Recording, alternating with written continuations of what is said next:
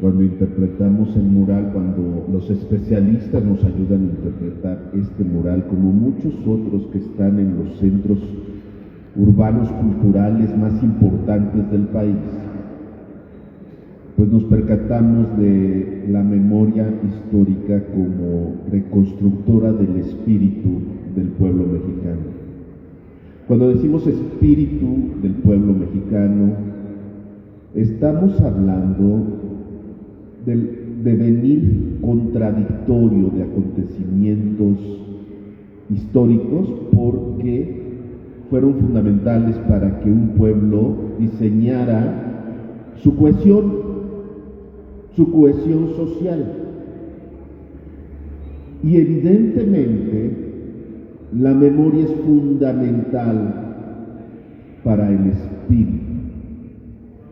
Quiero decir que la palabra espíritu, desde el punto de vista secular, no tiene que ver con fantasmagorías, no tiene que ver con esencias deambulando por las calles de Pátzcuaro, porque aquí espantan. Me espantaron ayer en el hotel, porque está lleno de leyendas que también forman parte del espíritu, o sea, la cultura. Y esta es una palabra filosófica, y esa palabra filosófica es de origen dieciochesco o iluminista. No confundir con los Illuminatis, por favor, son diferentes. Es que una vez dije, yo soy ilustrado, es decir, me reivindico como discípulo del siglo XVIII. Y alguien me interpretó, yo soy iluminado. Y entonces, pues me funaron, una de tantas, ya me la sé. Entonces, no, aquí espíritu, sí, lo usó Charles-Louis de Secondán, Barón de la Verret y de Montesquieu, para hablar de lo que sostiene a las leyes, el espíritu de las leyes. Dice una de sus obras señeras, una de las obras que ustedes tienen que leer forzosamente para poder acreditarse como politólogos, el espíritu de las leyes. Y también el barón de Holbach escribió un texto completo sobre el concepto de espíritu. Todo esto en el siglo XVIII europeo. Hasta que llegó Hegel, usó la palabra, le dio ese significado, pero le dio otro significado más. Espíritu atiende a todo lo humano necesario para subsumir a la naturaleza y reconstruir la realidad. Reconstruir con el pensamiento la realidad, para decirlo sencillamente. La realidad para un humano o es conceptual o no es realidad. Las impresiones de lo externo que registra nuestro cerebro a través de los sentidos son fuentes de representaciones. La formación intelectual y académica hace un trabajo diferente al que hace el sentido común con esas representaciones. ¿Qué hace el concepto? Organiza el pensamiento, le da un sentido a las representaciones del mundo exterior, las ordena. ¿Desde dónde? Las tiene que ordenar desde el espíritu, es decir, desde lo más alto del conocimiento humano en la actualidad. La filosofía es su época expresada en conceptos. Y en consecuencia, la filosofía es necesaria para organizar el pensamiento. No es suficiente la empiria, no es suficiente ir al campo. Cuando vas a hacer investigación de campo está muy bien, pero ya vas con un marco teórico que te permite ordenar lo que impacta en tu pensamiento a través de los sentidos. Para eso es la teoría. Pero no hay teoría sin filosofía. La filosofía es la que crea las categorías y los conceptos para organizar el pensamiento. Y ese pensamiento es universal. Universal. No importa que hayas nacido en México, en Colombia, en Venezuela, en Estados Unidos, en China, en Corea. Aunque se habla distintos idiomas, fíjense, se hablan distintos idiomas, en todos se piensa en términos lingüísticos. Es la diferencia entre lenguaje e idioma. Lenguaje e idioma. El lenguaje es universal, se codifica como idiomas. Pero el lenguaje nos hace universales y nos hace entonces hermanarnos con otras culturas, con otras tradiciones, con otros tipos de pensamiento, y eso es la base para poder entendernos los unos con los otros, independientemente de nuestra tradición cultural, local, concreta. Si entendemos esto, entendemos el concepto de espíritu. El espíritu es todo lo humano expresado en el pensamiento, y eso nos hace universales. Bueno, lo que acabo de decir, a grandes rasgos, es el gran planteamiento de un hombre que nació en 1770 en Stuttgart, que era el Imperio Prusiano, que era un resultado del Imperio Romano Germánico. Condensación histórica como pocas, ¿sí? Y de Stuttgart pasó a varias ciudades alemanas, eran ciudades pueblitos, ¿no? Pequeñas. La vida intelectual se concentraba en las universidades, pero Prusia había llegado tarde a la revolución industrial y había llegado tarde al iluminismo o ilustración. Pero desarrolló uno de los sistemas filosóficos más densos en la historia de la filosofía y del pensamiento en general. Y se condensa en 3 libros de Immanuel Kant, que vivió en el siglo XVIII. Immanuel Kant, para que lo ubiquen, es contemporáneo de Adam Smith, el inventor de la economía política clásica, gran ilustrado, pero él es escocés. Y curiosamente lo conocemos como economista, Adam Smith, ¿no? La mano invisible del mercado, el libre comercio. Pero la fuente de su pensamiento económico está en la filosofía moral. Y de ahí redactó un libro que es muy poco leído, pero que afortunadamente ya tenemos en versión completa en español. Se llama Teoría de los Sentimientos Morales. Fíjense bien, Teoría de los Sentimientos Morales. La esfera de los sentimientos se educa. Los sentimientos se educan. Para decirlo pronto, un ilustrado no tiene que sufrir por amor. Lo racionaliza. El psicoanálisis es una racionalización de los procesos inconscientes.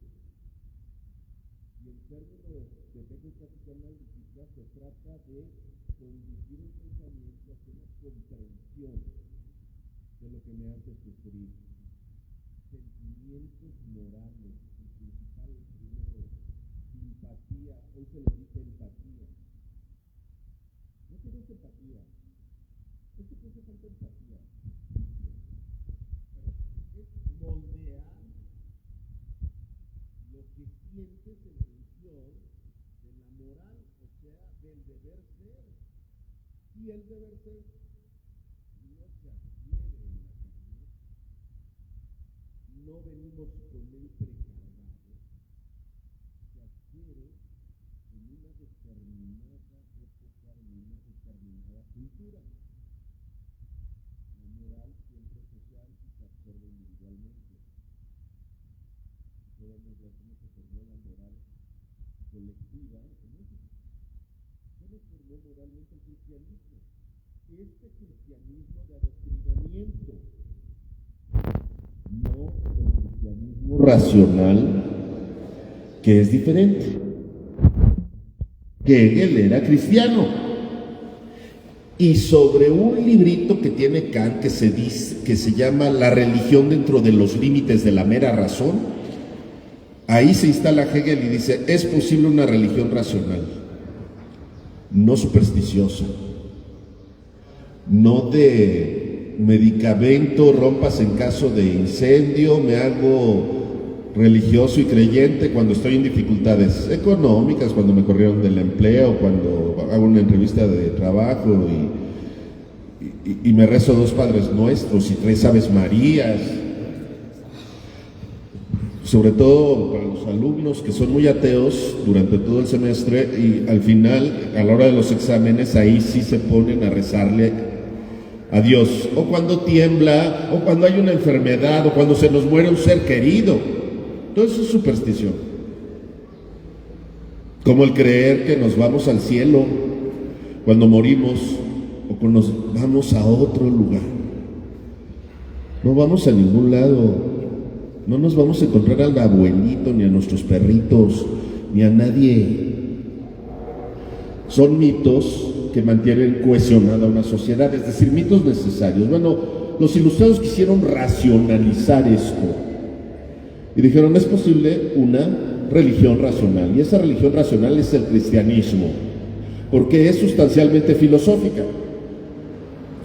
Dios Padre, Dios Hijo y Dios Espíritu Santo es una sola persona, pero es 3 manifestaciones de la misma persona.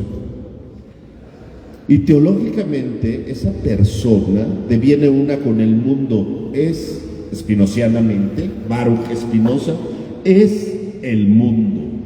O sea, el universo de los seres humanos, eso es Dios. Así que no es el que te está vigilando, el que te perdona, el que te ayuda, te echa la mano. Y el que te sirve también de consuelo cuando no salen las cosas bien, ¿no? Por algo, Dios así lo quiso. Como si Dios tuviera tiempo de saber de tu vida. Ni sabe cómo te llamas. Ni se acuerda cuando te creó. Te creó un montón. ¿Cuántos niños nacieron el día de su nacimiento? El de ustedes, ¿no? Ahora con las redes sociales te puedes enterar que un montón de tus amigos nacieron el mismo día. Y a todos les desean lo mismo porque son palabras cliché. Bueno, Hegel, sobre la base del gran ilustrado que era Immanuel Kant, crítica de la razón pura, crítica de la razón práctica, crítica del juicio, metafísica de las costumbres. Gran obra. Ya la escribió viejo, ya estaba grande, no era joven y había estudiado toda su vida, porque sin leer es imposible pensar. Sin leer te haces influencer, te haces youtuber, te haces army, te haces enajenado, te haces admirador de Bad Bunny, peor, de Nodal. No. ¿Qué le pasó al espíritu mexicano? ¿Cuándo empezó a joderse México? Para parafrasear al gran Vargas Llosa en una de sus más señeras novelas que le valió el premio Nobel de Literatura. Nada más que lo aplica Perú.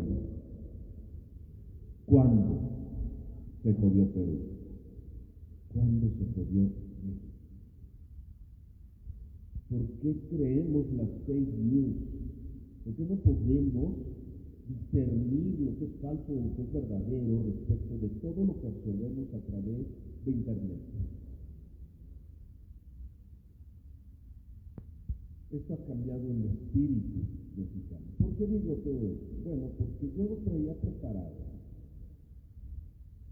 Hasta mi presentación, muy bonita, en una semana de ciencia política, ¿no? Pues vamos a hablar de los retos de la ciencia política hoy día. Y ayer vi el programa y estaba anunciado por la conferencia Hegel y el Estado. lo cual me gusta muchísimo, porque pues, es uno de los temas que más he trabajado y más trabajo me ha costado. Entonces, dadas las circunstancias, se me ocurrió vincular los dos temas. Hegel, sí, pero aquí, en la ciencia política. Hegel, no por dummies, no para tontos, sino para politólogos. ¿Por qué? La política no vive una de sus mejores épocas. No. El sexenio pasado, el presidente de entonces, Andrés Manuel de México, Andrés Manuel López Obrador, dijo que no se necesitaba tanta ciencia para gobernar. Entonces, ¿qué pasó, colega? Porque él estudió Ciencias Políticas y Administración Pública en la gloriosa Facultad de Ciencias Políticas de la UNAM, ¿no? Se tardó un poquito más que el promedio, pero ahí estudió. Y entonces, ¿cómo es posible que un egresado de politología te diga, no se necesita la ciencia política para gobernar? Yo estoy de acuerdo con la rectora, que al parecer gobernar se ha vuelto más difícil. Esa simple frase ya nos sitúa en el camino de comprender que la ciencia política es entonces más necesaria que antes, que se requiere saber científico para gobernar, que no es una cuestión de intuición, que no es una cuestión de 90% lealtad y 10% de conocimientos, que es cuestión de ciencia social, que puede universalizar sus tesis y además, sobre todo, comprobarlas. Porque si la ciencia política es ciencia, es porque puede comprobar sus conocimientos y dejarlos en un sentido de falibilidad. Es decir, viene otro científico y demuestra que tú estabas mal, que estabas incorrecto, y entonces se abre un nuevo conocimiento. El error es parte de la ciencia, pero la corrección,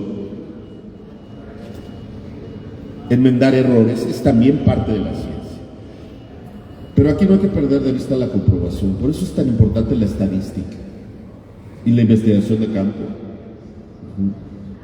Para la ciencia política es muy importante la estadística. Es una manera de comprobar las hipótesis. Casi nunca en estadística llegamos a la prueba de hipótesis. Entonces nos quedamos como a la mitad. Eso ya lo aprendemos en la maestría, o en el doctorado, o en el postdoctorado, o ¿qué sigue? Después, para combatir el desempleo después del postdoctorado, sigue una plaza en la Rosario Castellanos,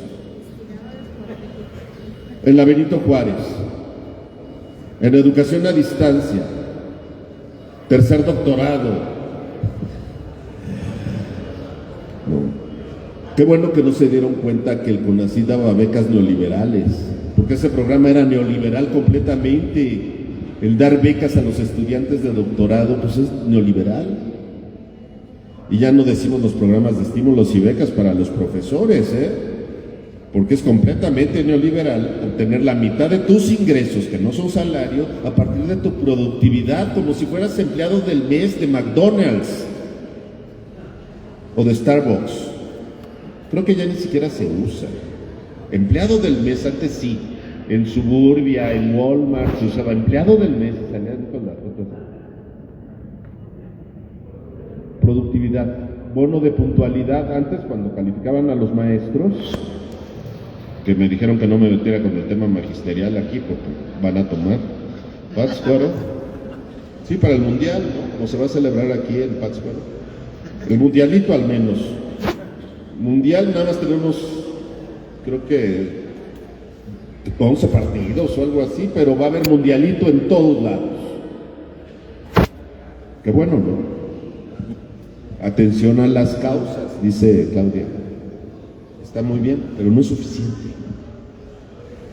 No. Porque el problema ha devenido muy complejo. El problema para gobernar es realmente muy complicado, porque fuerzas ilegales y extralegales se han injertado ya, no solo en el aparato estatal, sino en el entramado social como cultura. Y eso no lo puedes desinjertar, valga el neologismo, con un concurso de música popular que exalten los valores de México, porque terminas organizando Valores Bacardí, o el programa de Siempre en Domingo, o el OTI.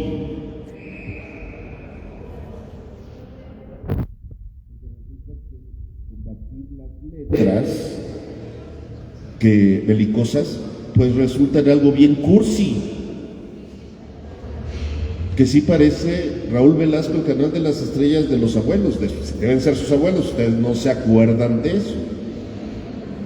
Pero antes había un programa de los domingos, todo el día, con canciones y concursos, y hasta los niños concursaban, juguemos a cantar, el OTI, la representación, pero todas eran canciones cursis. Sí. Ya José José era belicoso, para ponerlas así, ya así. Gavilano Paloma ya era muy ruda. Ay, no se hagan, si las conocen, porque esas canciones son de peda. Y no me digan que ustedes no toman, sobre todo después de los finales, no se hagan. Bueno, el caso es que realmente es difícil gobernar hoy en día aquí en México, porque no se desinjertan las actividades ilícitas respecto del entramado social con canchitas, con concursos, con becas. Que hace falta una labor fuerte de gobierno que sepa dónde atacar, si quiere atacar el problema. El problema es que hay mucha pobreza base y mucho dinero de la delincuencia organizada circulando. Fíjense qué combinación tan perversa para un estado. Pobreza por un lado, desempleo, empleo precario, bajos salarios, inseguridad social. Todo eso que tuvo consigo no el neoliberalismo, sino la reestructuración global del capital. Ese era el lugar reservado para nosotros, fuente de mano de obra barata. Nuestro principal producto de exportación, ¿cuál es? El litio, no. El gas natural, menos, ese no lo producimos. Autos, no. Petróleo, tampoco.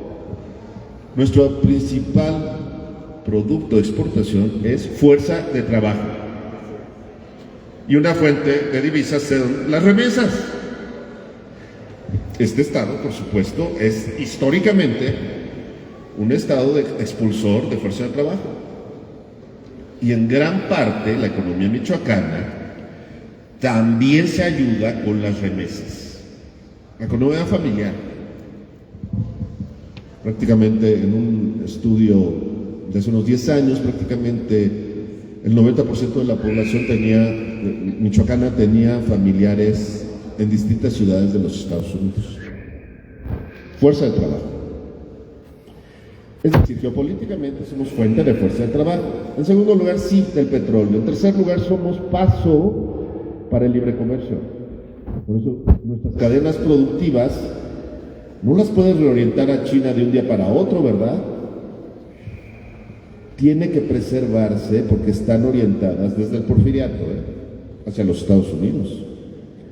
Nuestras cadenas productivas, que va desde un tornillito que necesita la industria y que termina como un producto en Estados Unidos, hasta grandes y magnas obras como el Tren Maya, que pues primero iba a ser de pasajeros, si está bien, pero su gran misión es que sea de carga. igual que el transísmico. Son obras para el capital, pero llega Trump y dice, se acabó el libre comercio, oye, espérate tantito. No, por eso somos dependientes del mercado de fuerza de trabajo de Estados Unidos. Y luego ya se nos metió el mercado más grande de consumo de drogas, que demanda drogas. Y aquí antes no las producíamos en la cantidad que requiere el mercado gringo, pero éramos ruta de paso de la mejor cocaína del mundo, que es la cocaína colombiana. Y sigue pasando, primero por el Atlántico. Hay una campaña de decirle al Estado mexicano hoy en día narcoestado. Quiero decir que desde el punto de vista riguroso científico, si fuera un narcoestado no sería Estado. Narcogobierno, Claudia, ¿no? Esto no empezó ahora.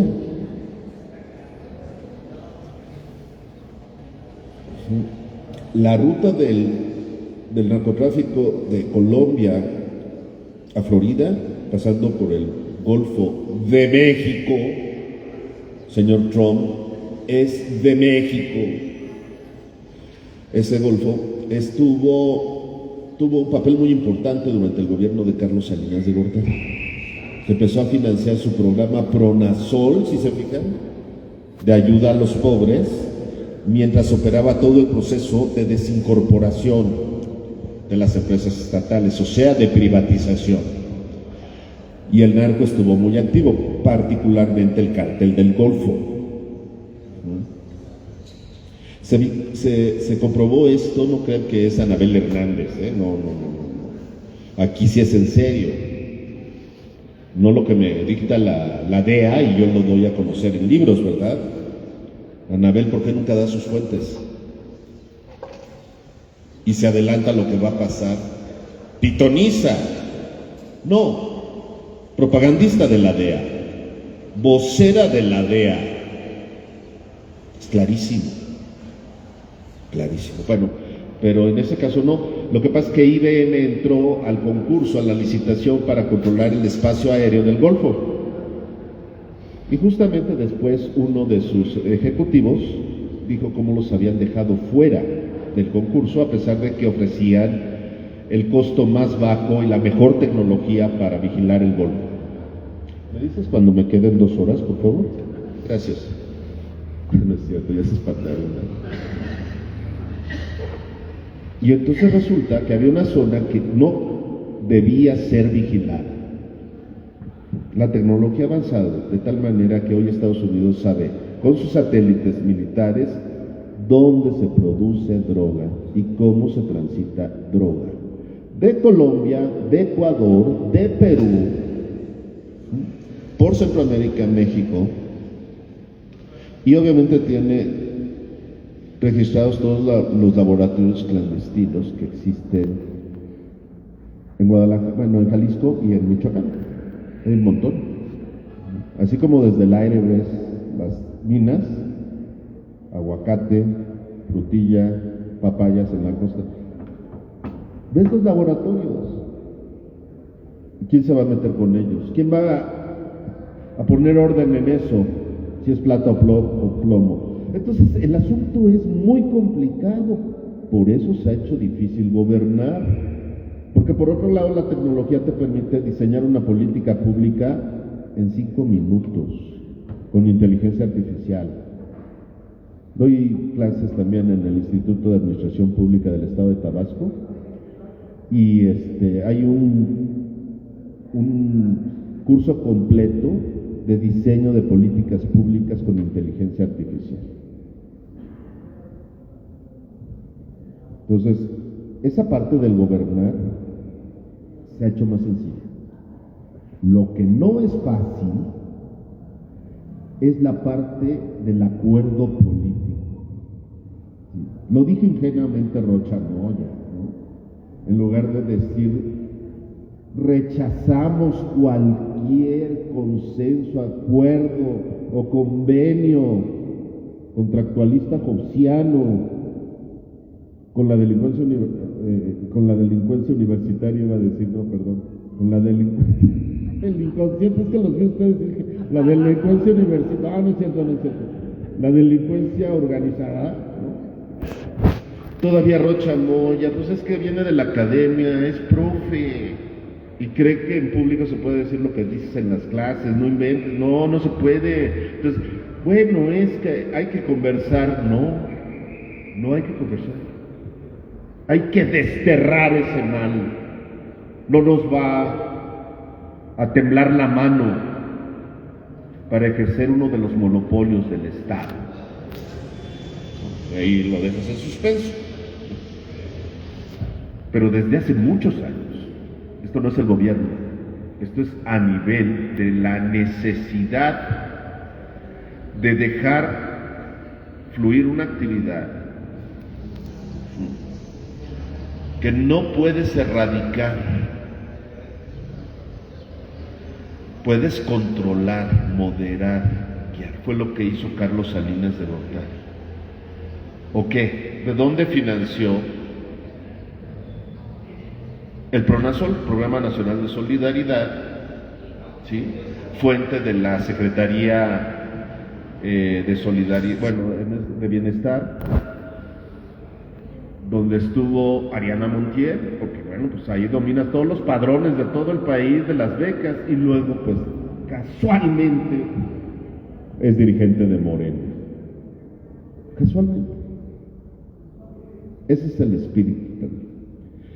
Bueno, quería hacer entonces una vinculación de la necesidad de recuperar la razón y el razonamiento hegeliano, pero para plantear y tratar de dar algunas ideas que pudieran resolver los desafíos que hoy enfrenta la ciencia política.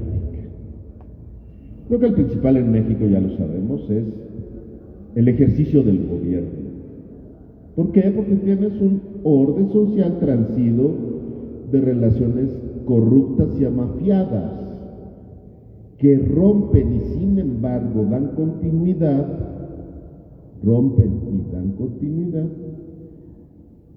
al imperativo de la ley del valor, que es lo que rige nuestra economía, ¿no? La ley del valor. Se intercambia valor por valor, muy bien. Libre mercado, muy bien. Competencia, muy bien. Pero esto no opera.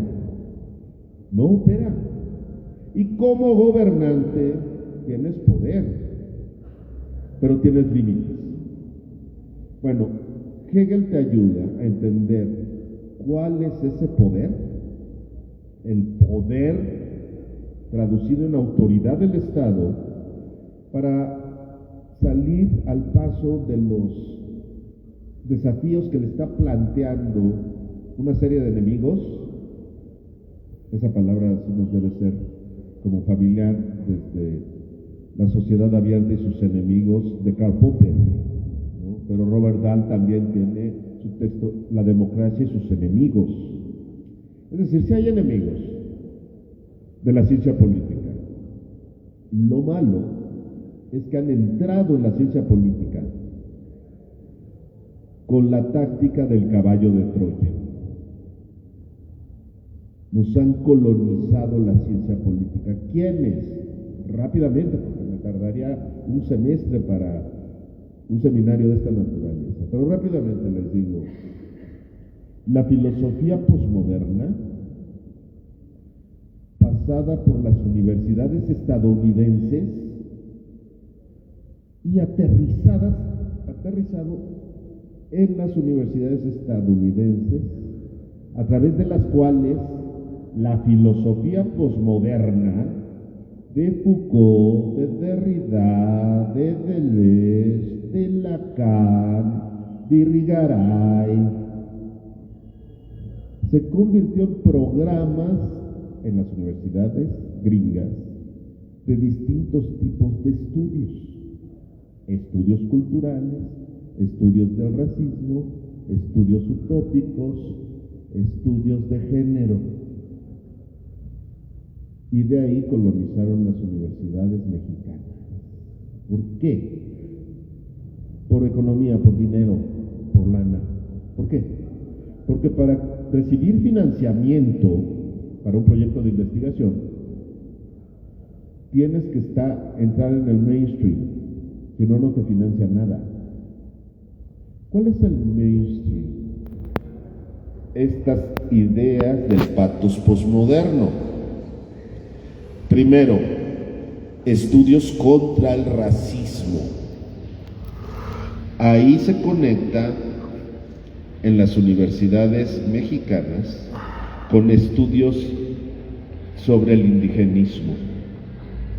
¿Sí? Y eso recibe financiamiento. ¿Por qué no son reales estos estudios? Porque ya están codificados con la plantilla del racismo.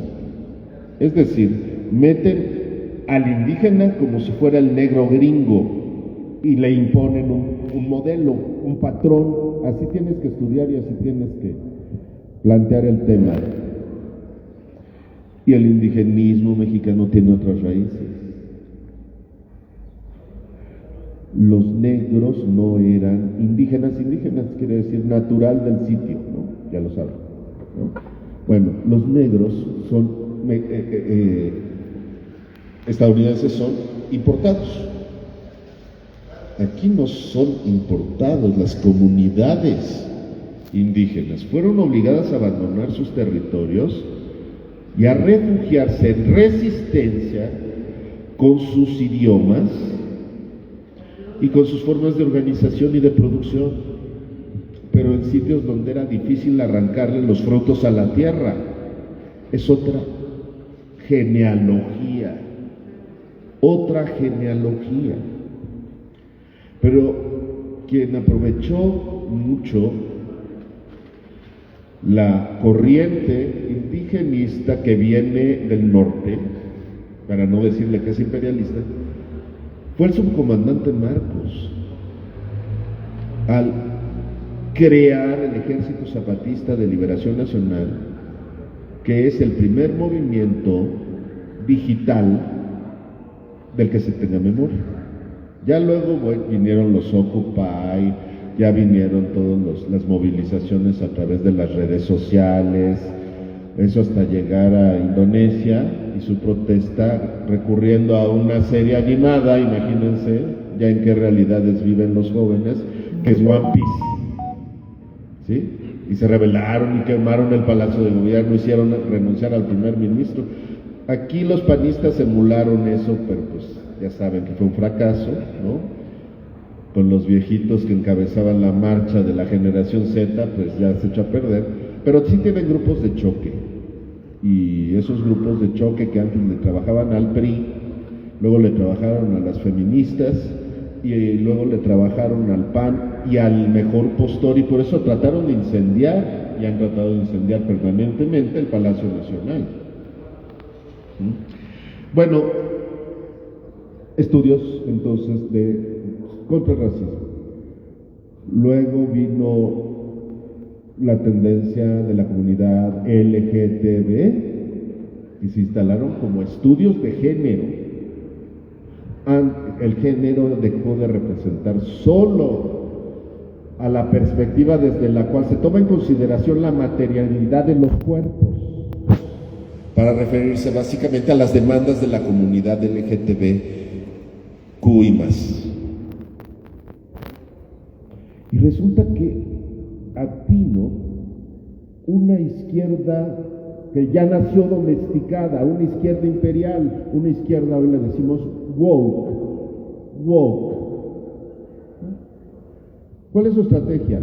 La condena, la cancelación, el escrache, la funa, la corrección. Si yo digo bienvenidos todos, en español todos es correcto y incluye a las mujeres, desde siempre. Yo no tengo que decir todas, y menos todes, para decir, miren, los incluyo a todos, a todas y a todes. Ay, a los animalitos. Aquí hay un animalito con sus demandas animalistas. Dice, con que así es la famosa civilización humana. ¿Se fijan? Es el animalismo. Amanda Lear, ¿no? Antes de tiempo, ahí está. El Gorman era bien animalista. También el animalismo que no es animalismo. Es mascotismo. Perrijos. Les compran sus carriolas, los visten de personas, les compran su chupón, les ponen su pañal, los dejan entrar a todos lados, a todos los centros comerciales y todo, ahí se andan meando en las esquinas. Pero somos pet friendly. Y ya como Pátzcuaro se está gentrificando de manera acelerada, pues al rato van a tener a los perros consultando los libros, porque son perrijos. Es una desgracia, porque lo normal de un hijo es que viva más que el padre. El hijo te entierra y le dejas su herencia, ¿no? Para que no le batallen tanto. Pero los perrijos pues se mueren antes. Entonces es un chilladero a cada rato, pues porque duran 12, 13, 14 años, no inventes. Cuando un niño está en la adolescencia, y efectivamente es muy difícil la convivencia en esa edad, pues aquí ya se te murió el perrito, se te hizo viejito, ya tiene catarata, tiene el azúcar alta, presión arterial y no le dan pensión del bienestar a pesar de que está viejito, ¿no? Es parte de lo woke, pero hoy se le dice woke. En realidad fue una izquierda amparada en una ética light, muy violenta, muy agresiva y muy hostil. ¿Cuál era el objetivo? Enfrentar dentro de las clases subalternas a distintas categorías identitarias. La izquierda identitaria no es izquierda, ¿no? Es un artilugio del imperio a través de las universidades para colonizar el estudio y la actividad intelectual. Y esto quiere decir, ¿para qué queremos paralizar a las ciencias? Para que no estudien la realidad que está escondida. La realidad que no aparece a primera vista. La solución de deformar el uso del idioma no incluye a nadie. Tú puedes ser el más inclusivo y decir ellas, ellos, ellas, y empezar a hablar muy raro porque quieres ser inclusivo, y eso no indica que realmente tienes una mente incluyente. No es cierto. Lo que se hace con el lenguaje inclusivo es que se simula la inclusión, pero psicoanalíticamente se denota el espíritu real de siempre, que es excluir, considerar que las mujeres son inferiores, considerar que son objetos sexuales prima facie,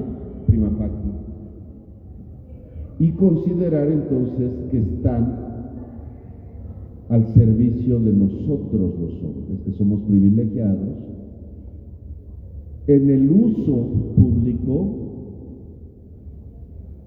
de las ventajas sociales. La tendencia no es a preservar eso. ¿Por qué en México sí? Porque todavía vale el patrimonialismo como estructura social. Patrimonialismo, patriarcado, padre, hombre.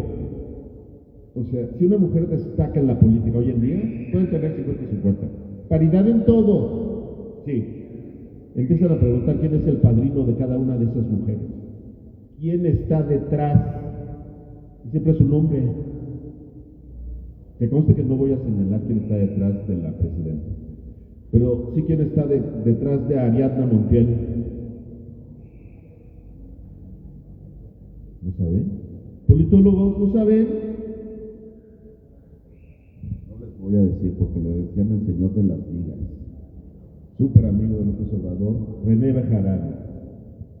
¿Sí? Es de ese grupo. pero es una mujer muy inteligente, con una racionalidad política impecable, igual que Citlali, ¿sí? Pero siempre hay una estructura patriarcal detrás. ¿No se acuerdan? ¿Fueron las encuestas con Claudia Sheinbaum o fue, préstame tu manita, quién le levantó la mano? El 29 de septiembre de 2023. Me acuerdo porque ese año me funaron por decir las cosas que estoy diciendo ahora. Así que no me funen. Esto es fuerte, porque te enfrentas a todos. Pero hay que decirlo porque es la única salvación para la ciencia política. Voy terminando. Hegel nos proporciona la idea de que la razón, lo que dije al principio, la realidad humana no está afuera, está en el concepto. Si hay realidad humana, no es la realidad para los perritos callejeros que están aquí afuera, y que es muy cruda. Esa realidad es instintiva. Ellos se mueven por instinto. Los humanos no. Los humanos absorbemos esa realidad, la acomodamos y la traducimos al lenguaje. Y gracias a eso hacemos política porque nos podemos entender los unos con los otros. Y si no nos entendemos, nos declaramos la guerra. Y si no podemos ganar la guerra, podemos ganar otras cosas. México no tiene misiles. Las armas más poderosas pues, son unas pocas piezas de aviación del ejército y de la fuerza aérea y de la marina, ¿no? Pero ya ven que se les atoran los barcos en los puentes allá en Estados Unidos, que pinche pena, güey. Estamos en crisis y se atora el barco escuela. Ay, no. Es así como estás estrenando el Tren Maya y se te descarrila, güey, a 45 kilómetros por hora. Puta, qué pena con los japoneses, güey. ¿No? El tren bala, güey. ¿Por qué no trajeron a los japoneses? Total, se los cambiamos por unas ballenas que siempre nos roban en el Pacífico. Que no chingan, no, en serio. ¿Por qué? ¿Por qué tan desventajoso? Entonces la ciencia política con fuentes hegelianas nos permite decir, a ver, primero, ¿qué es la política? Pues es cualquiera de las tres cosas o las tres cosas de manera completa. Primero, el arte de gobernar a los pueblos. Maquiavelo me lo debo saber de memoria, y no nada más El Príncipe, sino su libro republicano, que son discursos sobre la primera década de Tito Livio. Primero, el arte de gobernar a los pueblos. ¿Qué es la política? El arte de gobernar. Arte, o sea, técnica, no es ciencia. Intuición, olfato, habilidad, audacia, la fuerza del león, la audacia del zorro. Bueno, Maquiavelo dice la zorra, ¿no? Porque en la especie la hembra es mucho más astuta en términos de reproducción para cuidar a sus pequeños cerditos. Y por favor, el zorrito del Principito es una ficción. No crean que lo adoptó. Pero hay un argumento ético en la adopción del Principito al zorro. Y es ejemplar. Tienes que hacerte responsable como humanidad por lo que hiciste. Es una ética no individualista. Es decir, tú te beneficiaste de todos los avances humanos, ¿no? Tienes una deuda ética con todo lo que tus ancestros se llevaron entre las patas, perdón por lo coloquial. Y la domesticación de los animales es algo muy triste, ¿sí? Porque nos han servido todo el tiempo. El caballo, el perro. Y cuando vemos perros callejeros, por ejemplo, nos deslindamos de que nosotros como humanidad nos domesticamos. Bueno, esa es la lección ética del Principito, pero no vengo aquí a darles lecciones éticas, aunque la verdad dar una conferencia aquí sí me siento un poco cura, porque tiene eco, hermanos. Va a pasar la canastilla de la limosna y espero su cooperación. Para terminar, digo, Hegel reivindica la razón en contra de lo woke, en contra del posmodernismo, que reniega de la razón, ataca la ciencia y ataca la verdad. ¿Cuántas veces entendemos perfectamente que no hay verdades absolutas? La verdad es relativa. Tú tienes tu verdad, yo tengo mi verdad, tú tienes tu verdad, y nos podemos entender. ¿Qué? La ciencia no admite opiniones. Por eso el método de la razón es la confrontación, la discusión. No es personal. No es que me caes mal y te voy a joder. No. Tu tesis es errónea y voy a demostrarlo. Y se pelea por la verdad. La verdad no puede ser relativa. La verdad es absoluta, es misma. Porque aquel que dice es relativa, posee la verdad absoluta. Y se fijan bien. No hay verdades absolutas excepto la que yo digo. Cuidado. Estás haciendo una trampa argumentativa. Y ahí va la otra respuesta en otro momento. La izquierda woke,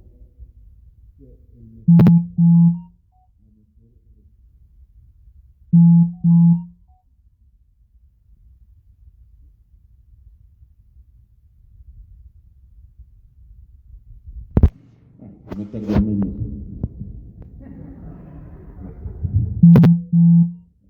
Yo lo recuerdo en 3 minutos. No menos, como en 5. Extrañamos a Luz Peña. Nos divertía mucho mientras nos estaba saqueando los recursos naturales, no inventes. Nos hacía güeyes, nada más así idiota. Los idiotas éramos nosotros. Ay, qué pendejo, sí, güey. Mira todo lo que saqueó. Todavía el agua. El último día, sin un decreto. Para las empresas, ellas no pagan el agua. El abonajón, sobre todo. Bueno, efectivamente nos hace falta reivindicar la ciencia como búsqueda de la verdad y la validez, la razón en contra de los sentimientos, el giro afectivo.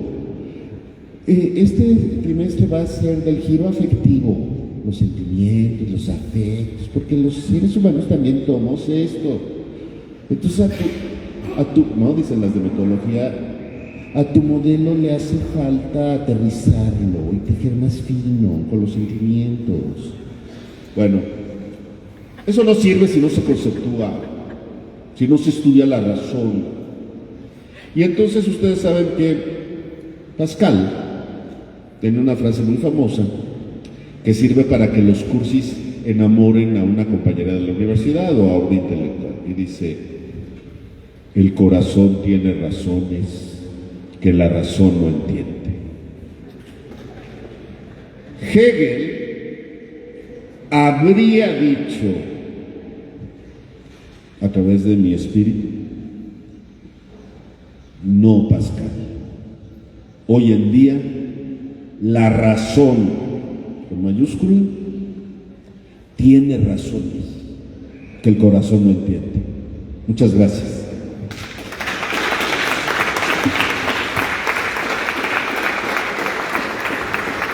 Bueno, agradecemos la gran participación del doctor Gerardo Ábalos Tenorio y a continuación daríamos paso a una breve ronda de preguntas y respuestas.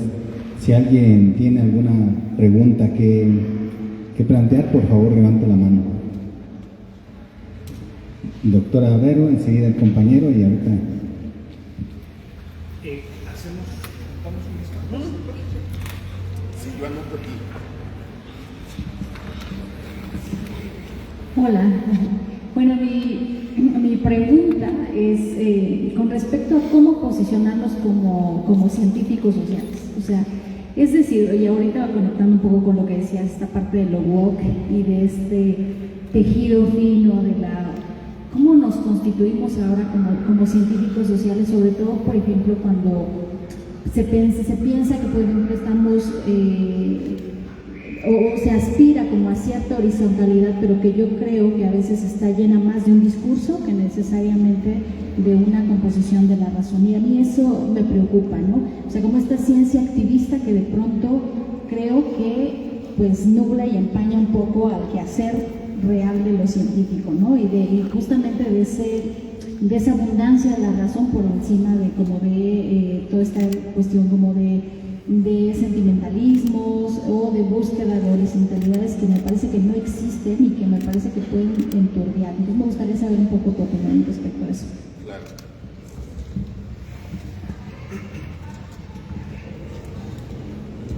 Muy buenos días, doctor. Muy interesante la exposición que nos dio el día de hoy. Sobre la cuestión que planteaba de la colonización en el estudio de las ciencias sociales con respecto a esta izquierda proveniente de los Estados Unidos, de Yankee. Aquí me surge la pregunta precisamente, ¿cómo descolonizar ese estudio infundado en la ciencia política aquí en México? Porque precisamente vemos en algunas instituciones donde el pensamiento yorquino ya ha influenciado incluso en las instituciones educativas, va hacia las instituciones de educación básica, media, superior e incluso superior, porque es un reto de debate intelectual. Y eso, como lo menciono precisamente, es como una forma estratégica de esconder la realidad. Y precisamente un planteamiento que incluso usted mencionó de la explotación de la mano de obra, cómo ahorita en la actualidad hablamos de machismo, hablamos de discriminación, hablamos de desplazamiento, pero no tratamos el trasfondo de lo que origina. Y en este caso, Michoacán ha sido siempre una de las principales de intercambio de fuerza de trabajo en México, que incluso a pesar de lo que usted mencionó del petróleo y todas las fuentes, sí fue un problema desde el porfiriato. Lo vieron como un problema, pero también como un intercambio. Sin embargo, en el transcurso del tiempo observaron que traía beneficios económicos y lo dejaron a un lado. Ahora le echan la culpa con esta realidad que nos infunda, que viene desde la cuestión de la discriminación, hace ver a la mujer como un objeto inferior. Y se hacen estudios en enfoque a esto, pero realmente nunca se toca el trasfondo de quienes han originado estas secuelas, estas cuestiones de que ha sufrido la sociedad. Porque en realidad, si quisiera el Estado tratar estos problemas, tendría que modificar el sistema económico. Pero como eso es algo de interés nacional que beneficia a la oligarquía, pues obviamente no lo va a tratar. Y así como otros patrones. Entonces, si es un reto descolonizar el pensamiento. Es cuanto.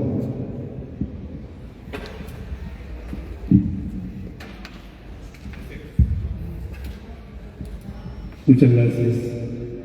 Bueno, estuve muy atento a la exposición y tengo un recuerdo muy triste de Luis Echeverría Álvarez. Arriba y adelante. Y considero que la exposición que acabas de hacer, en la parte de la reunión que fuimos convocados, establece una ausencia, porque lo que tenemos allá arriba de nosotros son saberes y entenderes. La concepción indígena nos hace pensar que así como pensamos occidentalmente, también tenemos que evocar o invocar las nuevas tendencias que tienen los pueblos indígenas. El titirambo que acabo de escuchar me parece un exceso de tu aproximación a la realidad, y que aquí, en este momento, en este estado, tenemos un artículo 15 constitucional donde los pueblos indígenas son el cuarto orden de gobierno. La parte de obedecer a las mujeres o ser sexista con ellas establece principalmente un fundamento que se llama la Recomendación General número 39 de CEDAW ONU, que por cierto no creo que muchos la conozcan. Y el elemento importante, y debato, establezco que el concepto de la exposición que acabas de hacer, pues contiene mucha información, y termino, pero me hizo recordar esa parte donde un presidente flotaba, arriba y adelante. No puedo aplaudir tu dicturamu porque conozco precisamente el concepto de este país, que me ha costado leerlo, entenderlo y, ¿por qué no?, contribuir en él. Pienso que la necesidad de lo que hoy venimos muchos, somos muchos, a establecer un conocimiento más profundo de la interculturalidad, de la que nunca hablaste, y que dentro de estos aspectos sí son importantes retomarlos, porque el tiempo es muy valioso. Gracias.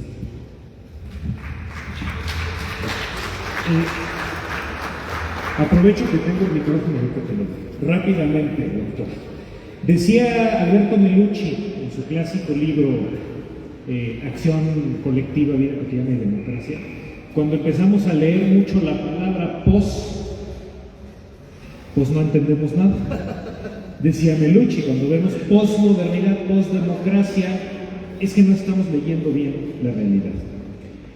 Desde que desaparece la Unión Soviética, la izquierda entra en una suerte de orfandad ideológica que no se ha resuelto. Creo que usted tocó algunos de esos puntos centrales. Izquierdas woke, pero también izquierdas neoliberales, cosa contradictoria en sí misma, ¿no? Eso ha llegado también a la academia, por supuesto. Mi pregunta, doctor, que me parece importante, para salir de esos para salir de esa colonización del saber y de la universidad, me parece fundamental rescatar a Hegel.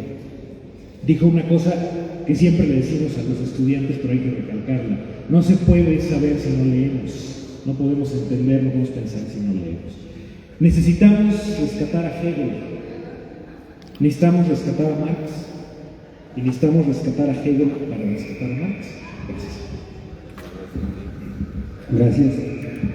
Justamente acabamos de tener hace unos momentos un planteamiento de esos que se dejan llevar por la pasión y no por la razón, penosamente, y no necesariamente un planteamiento académico. En ese sentido, preguntaría, doctor, el pluralismo planteado desde el posicionamiento decolonial, que pretende reivindicar lo local, regional o la diversidad, ¿no es acaso también una pretensión universal, por un lado? Y por otro lado, ¿es posible una ciencia política decolonial? Gracias.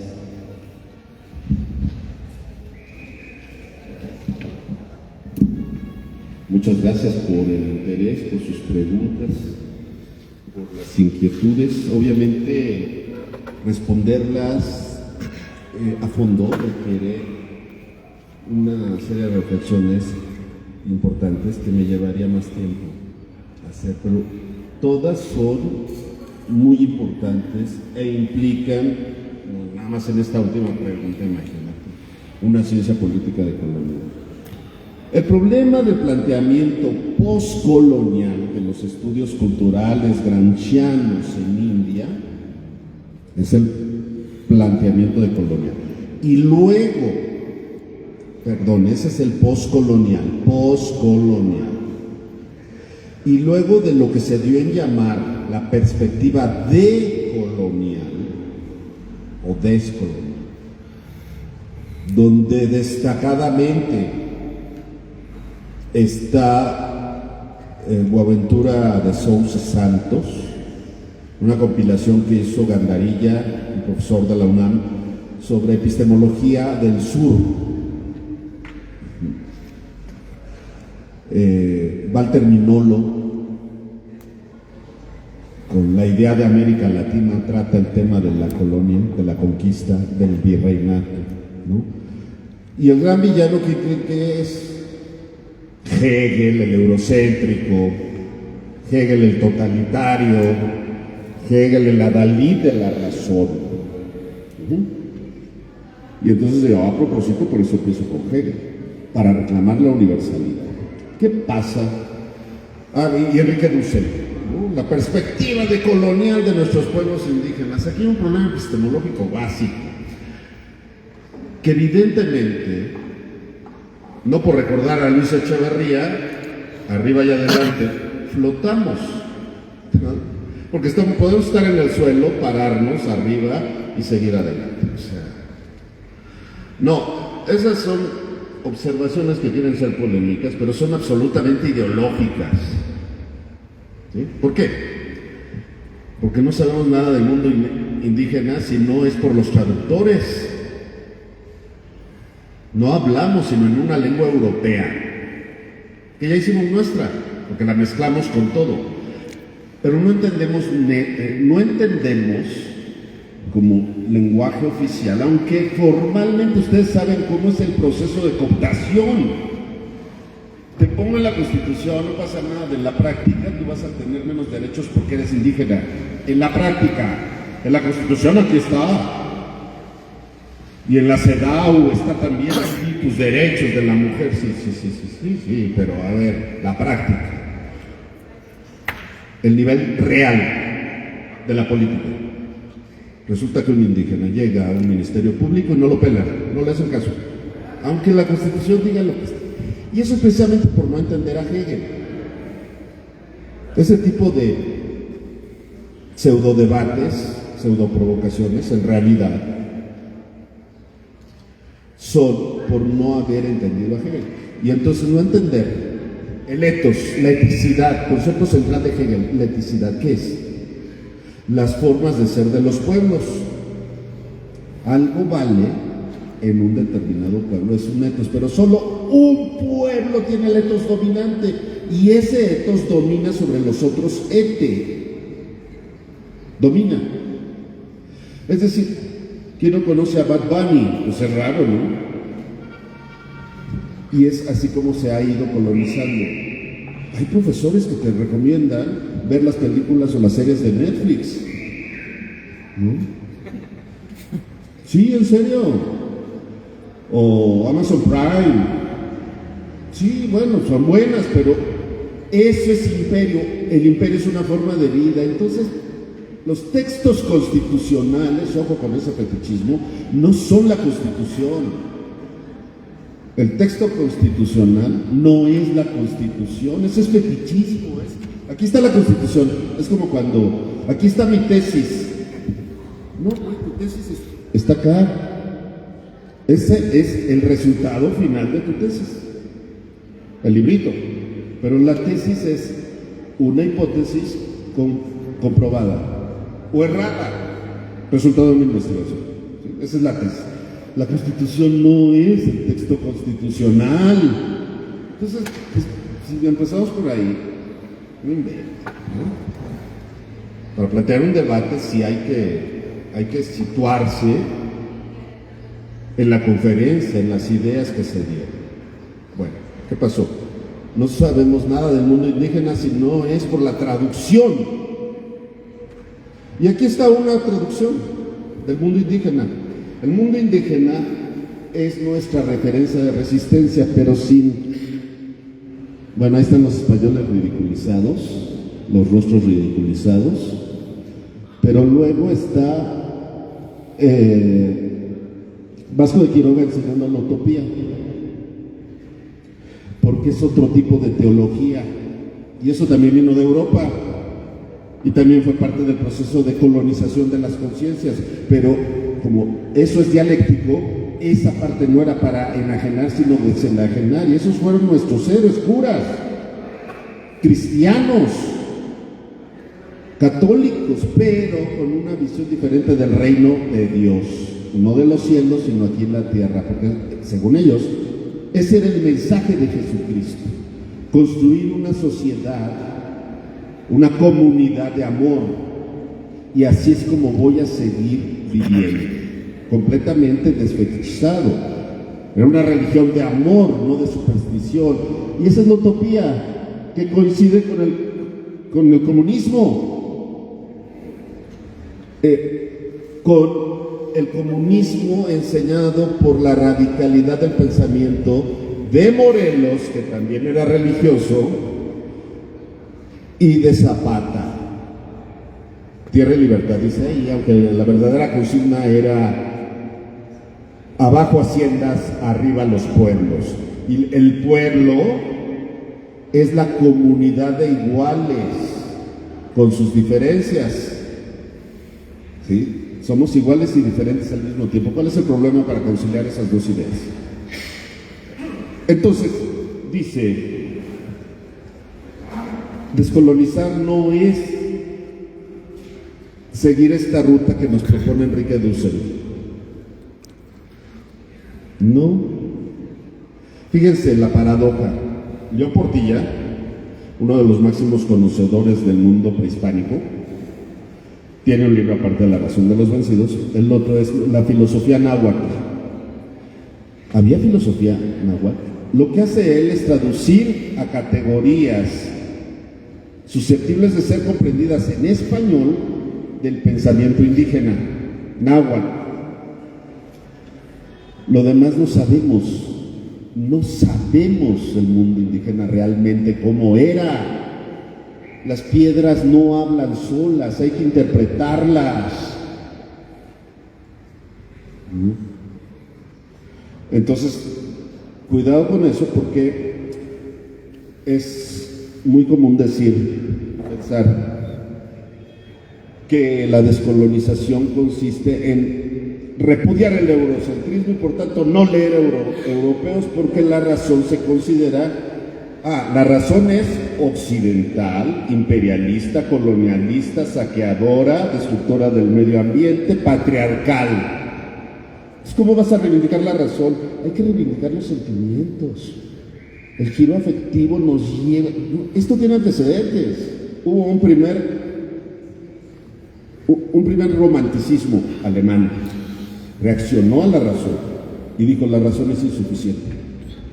Un segundo romanticismo, que es el de Schopenhauer y de Nietzsche. Ya hay antecedentes del posmodernismo, hombre. Lo que pasa es que el posmodernismo, cuando se traduce en cultura académica gringa, se vuelve muy contradictorio y muy frágil. Y esa es la izquierda que requiere la derecha, porque es la izquierda fácil de derrotar en un debate, la que no se arma con la razón. La razón es universal. La razón es universal. Entonces, ¿cómo descolonizamos? Recuperando a los clásicos, por ejemplo, Hegel y Marx. ¿Sí? Hegel y Marx, pero bien leídos. Tenemos un reto no solo en ciencia política, un desafío brutal. en la academia misma, que es el uso de la inteligencia artificial. Ya nos jodimos si renunciamos a la cultura ilustrada, al libro. Por cierto, traje un obsequio, ¿no? Pero estos libros están en PDF. Sin embargo, no renunciamos a imprimirlos, no obstante el gasto que representa para una universidad pública. Porque hay quienes todavía les gusta leer así. Pero si ustedes están interesados, el libro, el penúltimo lo hice con un brasileño, nos pusimos a trabajar los brasileños porque advertimos lo siguiente. Bueno, yo advierto que Brasil señala nuestro futuro mexicano. Entonces ellos tuvieron su Lula. Lula terminó en la cárcel. Luego salió y se volvió presidente. Pero tuvieron su fascismo bolsonarista. Cuidado, cuidado. Hay quienes quieren meter a AMLO a la cárcel. Narcopresidente, él. Si Adán Augusto cae López Obrador. Y en una cárcel gringa, peor. Imperialismo puro en sus fases inéditas. Ni en 48 nos quitaron la mitad del territorio, ¿no? Entonces, viene un colonialismo, ya penetró tanto, primero en las universidades, luego bajó a través de los maestros, y llegó Marx Arriaga y nos jodió la educación. Nueva escuela mexicana. ¿Qué? Los saberes y todo esto. Sí, porque son saberes, muy otros. Invente. La razón, los clásicos. Porque el otro está echando a perder la educación. Por supuesto que no son lo mismo la medicina tradicional que la alopática normal, la científica. ¿Por qué? Pues porque la segunda sí cura el cáncer. La primera, ¿no? Les recuerdo que la comandante Ramona terminó en el Centro Médico Nacional tratándose de un cáncer que la medicina zapatista no la pudo rescatar. Porque no tienen clínicas, no tienen hospitales. ¿Qué pedía la primera declaración de la Selva Lacandona? Eso, clínicas, hospitales, escuelas, drenaje, luz. Eso pedía, no pedían autonomía. Pedían los servicios básicos, carreteras, hospitales que sirvieran. Médicos. No brujería. Bueno, es que la brujería es potente, yo por eso me protejo, no vaya a ser la de malas, ¿no? Que todo lo que digo de colonial es choro y lo que sea verdadero es otra cosa. Entonces la descolonización implicaría retomar la razón ilustrada, el papel que jugó el romanticismo y que está jugando el romanticismo, y cómo si no recurrimos a la razón, es decir, estos clásicos. Ya en filosofía ya no se lee completo a Kant. En filosofía. A Hegel, a Marx, el pobre Marx le ha ido como en feria con Rusarín y todos los youtubers que hay de difusión de un pensamiento supuestamente de Marx o de Hegel y son falsos. Y me ponen a un Marx SHero y más con Rusarín, que quién sabe de dónde saca tanta pendejada, y está echando a perder a Marx, porque sí, lo difunden mucho, y nos está colonizando. Él es brasileño, siquiera que sea mexicano, pues enajenado, pero de un mexicano. Entonces me declaro discípulo de Vicente. Entonces la idea de decolonizar no es la de Dussel. Dussel fue mi maestro, fue mi director de tesis. O sea, ya cuando se trataba de debatir en serio, pues debates, pero no cuando te vienen a provocar sin decir nada. No es tu caso, no me veas así, no es tu caso. Yo estoy de acuerdo que la ciencia política se tiene que posicionar como ciencia social, ¿no? Giro afectivo, no, sáquese. Quien quiera lee novelas como complemento, pero no te va a hacer más inteligente. Ni nacer en México, ni nacer en Iztapalapa, ni ser proletario, ni ser mujer. Pues ser mujer también es la La suegra asesina. La suegra asesina. ¿Y por qué lo mató? Porque eres mi hijo y eres mío. Mío, mío, solo mío. Ah, no, esa es otra consigna, perdón. Mi cuerpo es mío, solo mío. Edipo, ¿se acuerdan? ¿Por qué lo mató? ¿Por qué la mató? Porque te quería llevar. La mató la suegra. Yo sí te creo, hermana. Ya ven cómo no está ahí la lucha de clases, no está ahí el conflicto. La ciencia política. Si renuncia a la razón, nos volvemos estudios lingüísticos, literarios, budistas, y vamos a hacer a Byung-Chul Han nuestro gurú. No. Hegel, Marx, le cueste trabajo, pero que sirva. Ya, porque si no ya me extendí. Tus preguntas luego, ¿no? Con los mezcales que me prometiste. Perfecto. Gracias.